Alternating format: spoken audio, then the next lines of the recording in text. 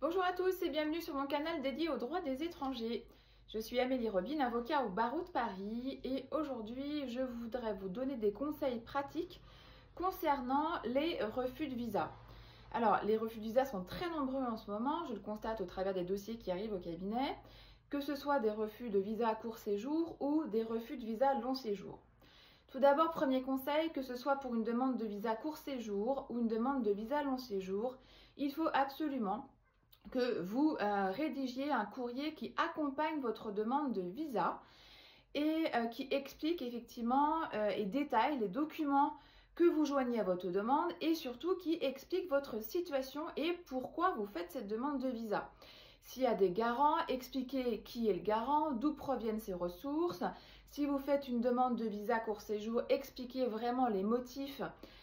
pour lesquels vous souhaitez vous rendre en France, activités professionnelles, soins de santé, visites familiales. N'hésitez pas à rajouter des documents aussi à l'appui de votre demande de visa,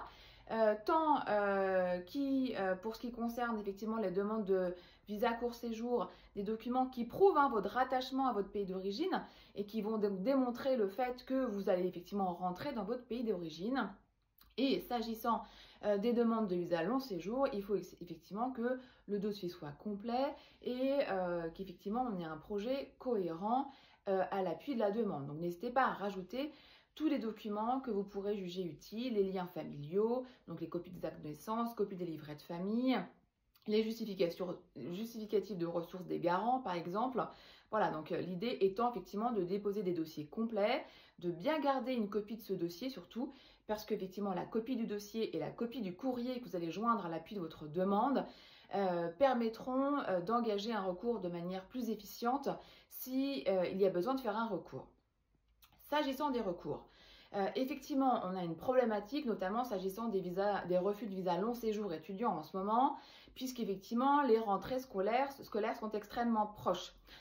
Dans ce cas, effectivement, se pose la question de l'utilité de faire un recours auprès du tribunal administratif, puisqu'effectivement, les délais de recours sont compris entre 9 et 12 mois à peu près auprès du tribunal administratif de Nantes aujourd'hui. Et surtout, en fait, préalablement à la saisine du tribunal administratif de Nantes, il faut avoir fait un recours administratif préalable obligatoire auprès de la commission de recours contre le refus d'entrée de visa en France. Alors concrètement, en fait, quand on a un refus de visa long séjour, étudiants et autres, effectivement, on doit d'abord saisir cette commission dans un délai de 30 jours. La commission a ensuite un délai de 2 mois pour répondre. Donc en fonction effectivement du deadline de cette commission et du deadline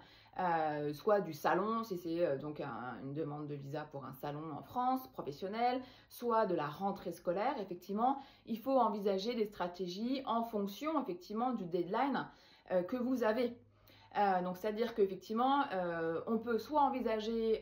de doubler un recours au fond auprès du tribunal administratif de Nantes d'un référé suspension, si effectivement le recours auprès de la commission de recours contre le refus de visa d'entrée en France a déjà été effectué, soit effectivement envisager un recours gracieux auprès de l'autorité qui vous a opposé le refus de visa. Le recours gracieux, donc c'est auprès du consul ou auprès de l'ambassadeur de France. Donc ce recours effectivement est souvent moins efficient que le recours auprès du tribunal administratif. Néanmoins, effectivement, cela ne sert à rien d'engager un recours auprès du tribunal administratif si effectivement les délais de rentrée notamment ne peuvent pas être poussés, si l'école refuse ou si effectivement il s'agit d'un salon professionnel qui doit se tenir au mois de septembre. Donc voilà, il faut bien envisager du coup les diverses stratégies de recours en fonction de la nature du visa le refus du visa qui vous est opposé, en fonction de la nature donc, du visa qui a été demandé, et surtout en fonction effectivement de vos impératifs de rentrée, de salon et de dates pour lesquelles vous aviez fait une demande de visa d'entrée en France. N'hésitez pas à nous contacter pour d'autres demandes concernant les recours opposés aux demandes de visa.